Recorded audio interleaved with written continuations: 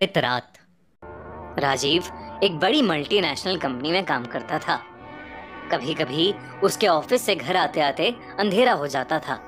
राजीव को अक्सर ऑफिस से उसकी कैब घर के बाहर वाली रोड पर ड्रॉप कर देती थी। एक दिन राजीव को घर आते आते रात के 1 बज गए थे। थका हुआ राजीव बस घर जाकर खाना खाकर सोना चाहता था।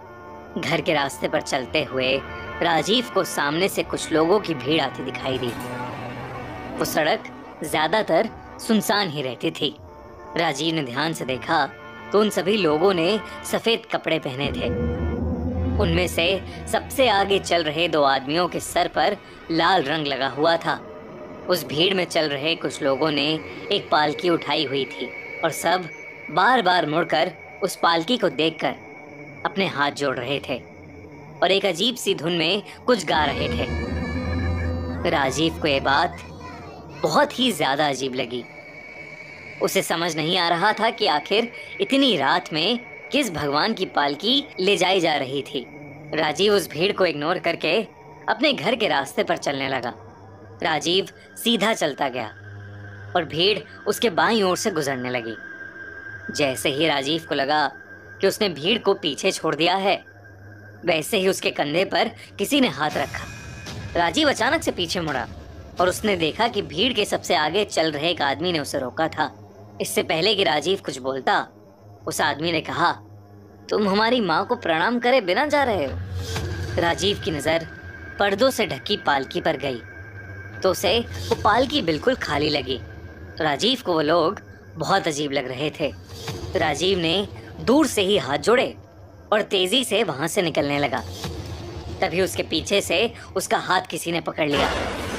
राजीव ने देखा कि जो लोग पहले मुस्कुरा रहे थे, अब उनके चेहरे एकदम गुस्से से भर गए थे।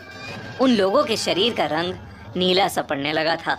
राजीव अपना हाथ छुड़ाने लगा कि तभी उस आदमी ने कहा, तुमने हमारी देवी का अपमान किया है, अभी पश्चाताप करो, नहीं तो अनर्थ हो जाएगा। अब राजीव को उन लोगों पर गुस्सा आने लगा था।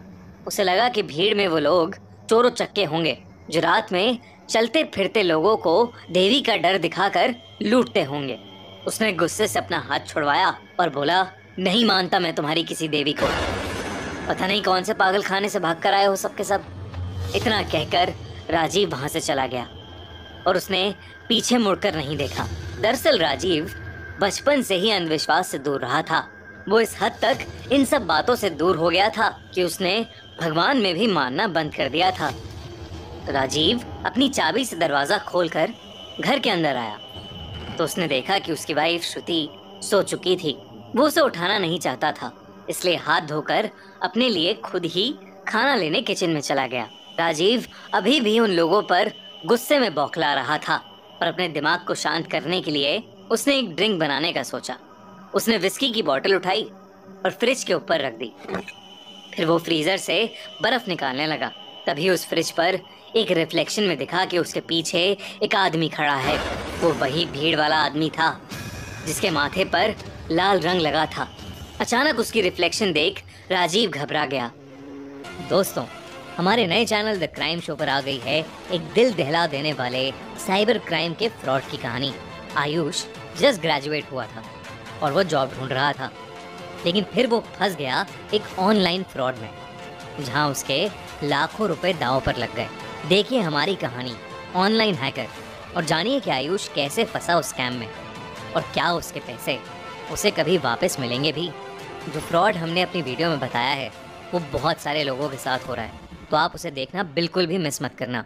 वीडियो का लिंक पिन कमेंट में। और फ्रिज के ऊपर रखी बोतल फ्रिज से सीधा उसके पैर पर आकर गिरी। उस बोतल के टुकड़े टुकड़े हो गए और उस बोतल से निकला कांच उसके पैरों में घुस गया। राजीव बहुत जोर से चीखा और बोतल के टूटने से भी एक बहुत तेज आवाज हुई, पर श्रुति अपनी नींद से नहीं जगी। वो उठकर किचन में नहीं आई।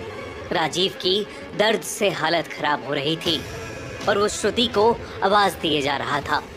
तभी राजीव को उसी गाने की आवाज आने लगी जो गाना पालकी ले जा रहे लोग गा रहे थे।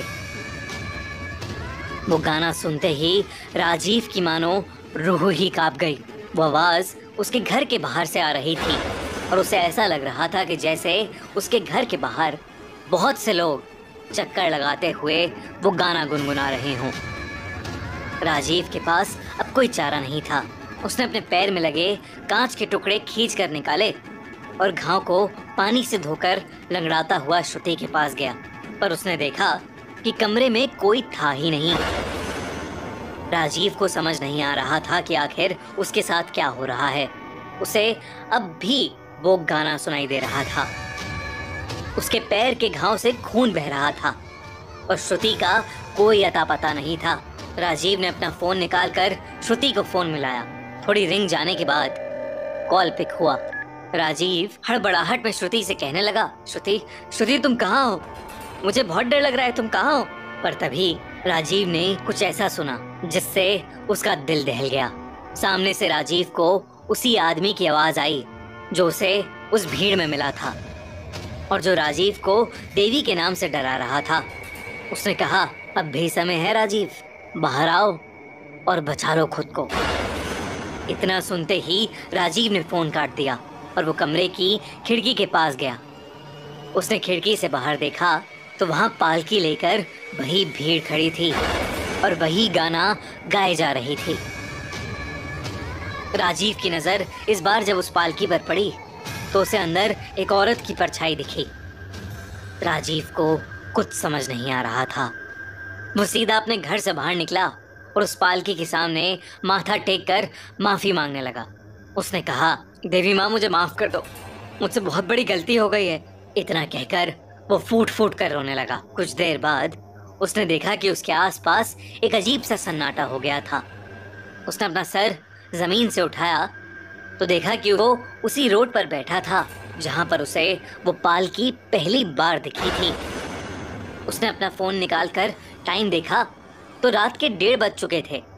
राजीव के पैरों में भी कोई चोट नहीं आई थी। राजीव जल्दी से अपने घर की तरफ भागा। जब वो घर पहुंचा तो श्रुति जगी हुई सोफे पर बैठकर टीवी देख रही थी। राजीव को कुछ समझ नहीं आ रहा था, लेकिन फिर भी श्रुति को देख उसकी जान में जान आई। जब उसने श्रुति को पूरी बात बताई तो श्रुति को लगा कि थकान की वजह से राजीव को वहम हो गया होगा। भले ही किसी ने राजीव की बात पर विश्वास न किया हो, पर राजीव तब से भगवान और हर तरह की